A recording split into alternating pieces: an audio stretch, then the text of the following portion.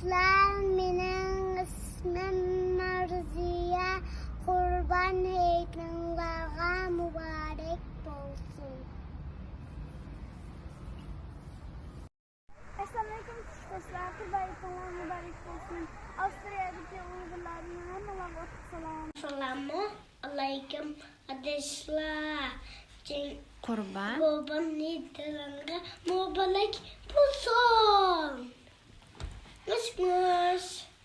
Assalamu alaikum ve rahmetullahi ve berekatuhu. Dünyanın her kayısı şehirlerdeki umak anılar, sevimlik anılar, kadirlik tadılar. Hem onların kurban eğiti mübarek olsun. Assalamu alaikum. Qurban ھېيتلىقلارغا mübarek olsun. Avustralya'dan salam.